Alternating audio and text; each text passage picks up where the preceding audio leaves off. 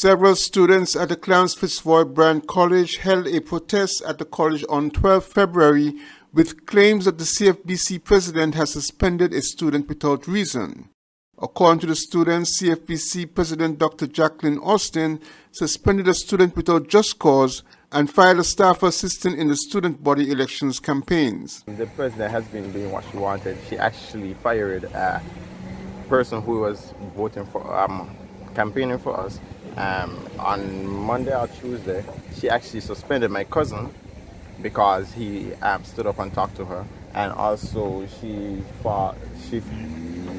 didn't file accusation versus a friend of us, or was that Miss Fox. The student president said a letter of complaint was sent to the CFBC board, but they had received no response. When Skn Newsline contacted CFBC President Dr. Jacqueline Austin regarding the claims of the student protesters, her only response was that the matter will be investigated.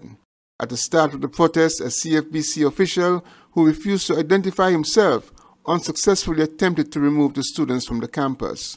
Glenn Bart, Skn Newsline. Former Chief Medical Officer Dr. Patrick Martin says that the health authorities in St. Kitts and Nevis should seek to promptly address whatever concerns the public may have on the use of the Oxford AstraZeneca COVID-19 vaccine, after news that Denmark and Norway have suspended the use of the vaccine due to reports of blood clot formation in some who have been vaccinated.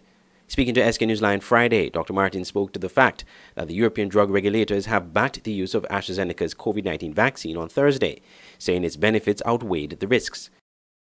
The European Medicines Agency is the regulatory authority in the EU, and they're the ones who approve safe and effective vaccines. The European regulator is saying that there's no indication that the AstraZeneca vaccine is causing blood clots, and they went further to say that no blood clots were noticed during the trials. So far in St. Kitts and Nevis, we should be close to 5,000. I saw something out of Antigua yesterday, day before yesterday, nearly 18,000 doses, no blood clots. So that type of information, I believe, will be reassuring. There is no indication that the Oxford AstraZeneca COVID-19 vaccine is linked to any increased risk of blood clots, the EU regulators said Thursday. It said the number of cases in vaccinated people was no higher than in the general population. Dr. Martin said the authorities here should convey this information to the public. The concern I have is a concern shared all over the world, that there's such an abundance of information, both online and offline. It is natural. It is to be expected that there would be, frustration, anxiety, panic, confusion, because people are releasing information in almost real time. I could understand the concern. The statement from the EU regulators came after a number of countries, including Denmark and Norway, suspended the use of the jab. The suspension followed reports that a small number of people had developed clots after receiving the vaccine. Chief Medical Officer Dr. Hazel Laws have repeatedly touted the use of the AstraZeneca vaccine and said persons who have taken the vaccines here in St. Kitts and Nevis so far have reported only mild effects. I'm Andre Huey reporting for Skn Newsline. While women in St. Kitts and Nevis have made significant strides in careers over the years, the COVID-19 pandemic has shown that many women have been adversely impacted. In an exclusive interview with Skn Newsline, Minister of Gender Affairs Mrs. Hazel Brandy Williams of the Nevis Island Administration said the loss of income and other circumstances related to the earlier lockdown in 2020 have made life difficult for many women, including facing the trauma of domestic abuse.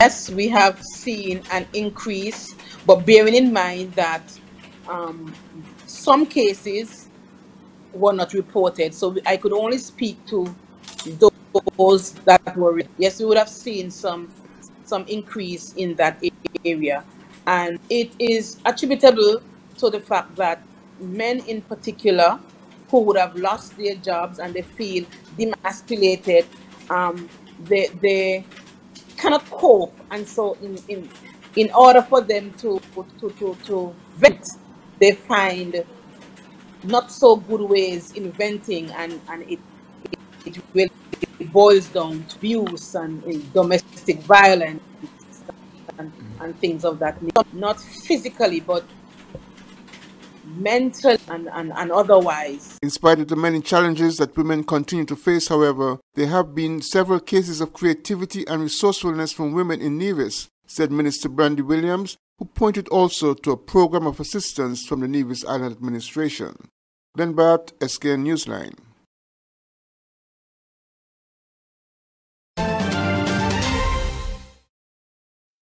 Elliot's Funeral Parlor is the first licensed embalmer in the Federation of St. Kitts and Nevis. We have a friendly and professional staff. At Elliot's Funeral Parlor, we offer a wide range of packages from $6,500, homegoing service at chapel, locally made caskets, tailoring of outfit for deceased of your choice, wake, overnight with slideshow, funeral, death announcement, obituary, booklets, family pin-ons, memorial books, preparation of funeral arrangements, wreath, fresh and artificial, caskets, live streaming, vaults, tombstone, grave marker, international shipping, import and export, mounted oversized ultimate 1,000 pounds body lift, 24 hours removal and transportation services, walk-in refrigerator unit for temperature-controlled body storage, prep room with embalming station, and an assortment of embalming fluids and accessories, a mortician, cosmetologist, or restorative makeup artist. For further information, call 469-3298, 664-2007, or 660-0186. Elliot's Funeral Parlor in Gingerland, Nevis, dedicated to those we serve. Football is back, and the St. Kitts and Nevis Football Association will be bringing you live football on its website, www.sknfa.com, with Premier League Live. Without fans in the stadium due to COVID-19 protocols, you can now watch every single Premier League match this season on www.sknfa.com and click on Live TV. Games are shown live on every match day with halftime and post-game shows. It's Premier League Live. Commentary, analysis, action. Never miss a game. Auto Plus Car Wash, located on the College Street Gut, Bastyr, St. Kitts. Bring your car to Auto Plus Car Wash to remove water stains, wiper marks. Get your doors, roof panel cleaned, seat floor mats, buffing, headlights, and engine wash. You get quality service at the best price at Auto Plus Car Wash. They really care for your car. Call 765-5140 or visit them on the College Street Gut, Bastyr, St. Kitts. Auto Plus Car Wash, where the service is number one.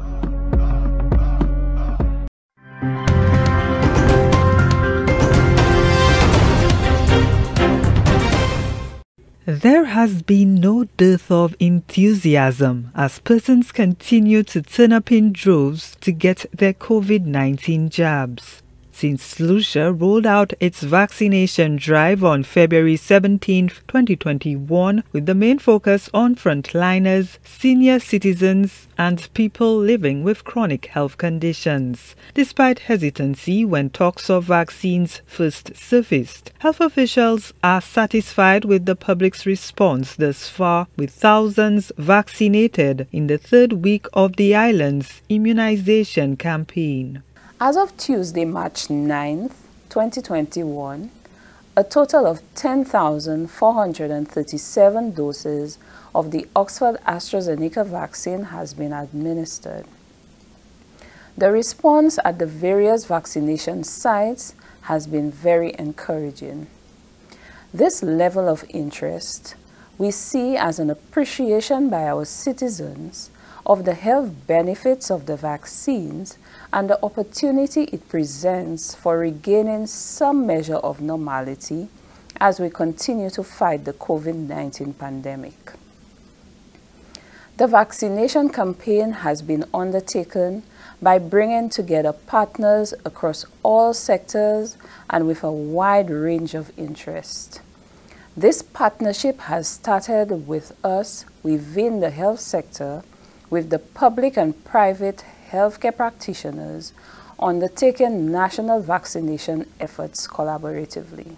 Last week, residents in Viewfort complained of a lack of accommodations for persons with disabilities and senior citizens at the health center. National Immunization Manager Tekla Jobatis says health officials will be facilitating home visits for persons who are unable to access the sites. The Ministry of Health is aware that there are individuals with special needs, including the elderly and people with mobility challenges who are unable to access the vaccination sites. These individuals, their family, or caregivers are encouraged to contact the nearest community wellness center to register their loved ones.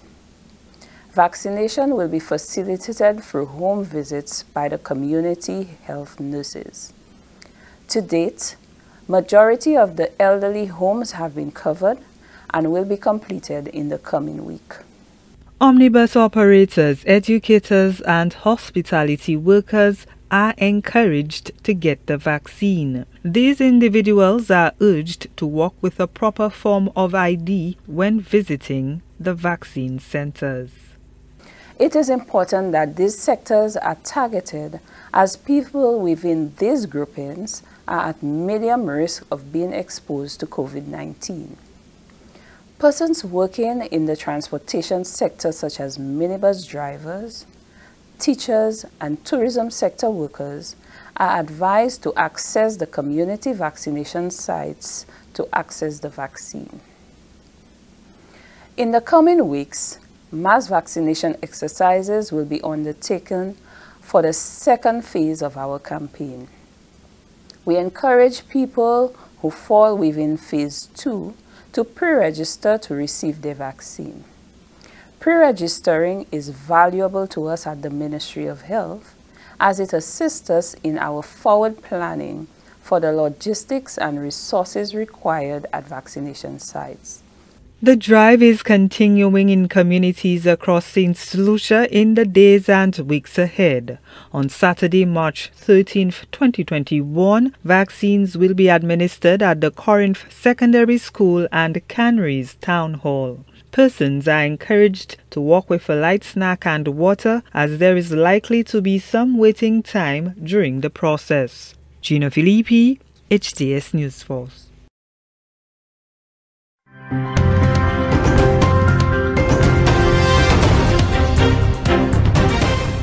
Welcome back. We're continuing the news. No need for alarm. The assurance from Jamaica's Chief Medical Officer, Dr. Jacqueline Besesa Mackenzie, following concerns about side effects from the AstraZeneca vaccine. Shamela Pullen has that story. It's day one after Jamaica rolled out its COVID-19 vaccination program. Some of the 2,718 persons who received the vaccination on Wednesday have reported side effects from taking the drug. Some persons who have taken the vaccine have taken to social media talking about body aches, fever and joint pain, while another complained about a mild headache. But Chief Medical Officer at the Ministry of Health, Dr. Jacqueline Besesa Mackenzie, says she has not gotten any reports of a major reaction from the vaccine so far, except for a mild rash and itching. Speaking on Power 106 Morning Agenda Thursday, Dr. Besesa Mackenzie says this is expected. As with any other vaccine, person may develop flu-like symptoms later on in the day. So, persons are to ensure that they're keeping well hydrated. And if they're develop any fever, muscle pains or joint pains, etc., then they need to take some Panadol. So this is expected. So I don't want persons to be alarmed in case they do develop symptoms. Dr. Besesa Mackenzie also said that the reason the ministry had an 83% turnout from the target set for persons to take the vaccine on the first day is due to logistics. She said the scheduling of persons to move from one health center to another to get vaccinated was a challenge. So some of those will be sorting out today. Some were sorted out yesterday to ensure that everybody has, because we do have the appointment system, and we were able to register new persons yesterday as well. So for those smaller sites, we have to work to get the healthcare workers out and to ensure that they they are able to move within the time space. Meanwhile, the CMO said it will take some time before persons who get the first dose of the vaccine to get the second. She said Jamaica will be utilizing the latest recommendation from the body of experts. Well, certainly we would have seen the recommendations that would have come out from the expert panel advisory, and the recommendations does take that into consideration. Initially, when we heard about the AstraZeneca vaccine, it was said to give it the second dose at 4 weeks. But the recommendation actually now says 8 to 12 weeks. So that's when we're scheduling persons for. We're using the longer period. We think, I'm not sure if other countries are now using the shorter period because the recommendations would have changed. Shamela Pullen, TVJ News.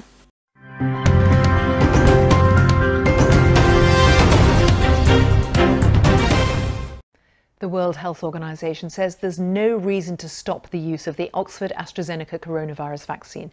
The statement comes after Bulgaria, Romania and Thailand joined 3 Scandinavian countries in suspending inoculations with this particular vaccine. They were reacting to reports of blood clots in some people who'd received the shot, although there is no evidence of any link. The European Medicines Agency has also backed the use of the AstraZeneca vaccine, saying the benefits do outweigh the possible risks. Well, I've been talking about this to Professor Paul Hunter from the University of East Anglia's School of Medicine and asked him what the data shows us about potential harmful side effects from this vaccine. In England and the United Kingdom, we have what's called a yellow card scheme, so that whenever you give a drug or a vaccine to somebody and they develop an adverse event in the time after that, you generally, if you don't know it's for certain that it's not related to the vaccine or the drug, you then fill out a yellow card, and these are collated. And I've looked at the most recent analyses of both the Pfizer and the Oxford AstraZeneca vaccines, and both of them have reported presence of pulmonary thromboembolism, which is sort of blood clots on the lung, at about 12 to 15 reports so far. And that's actually a lot less than you'd expect from normal incidence of the disease in the populations being vaccinated. So I think we can say that, yes, blood clots are happening after vaccination, but they're almost certainly not caused by the vaccinations. So just very briefly, I want to pick up on what you said.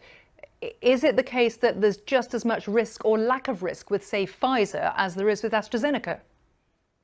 Well, the data from the yellow card schemes, which I looked at this morning, gives, I think the figures was about 15 thromboembolisms for Pfizer and 12 for Oxford AstraZeneca, which, as I said, is a lot lower than you would expect from the large number of vaccines that have been given in the UK so far. So I think we can be pretty sure that neither Pfizer nor Oxford AstraZeneca actually increase the risk of anybody getting thromboembolism. Professor Paul Hunter.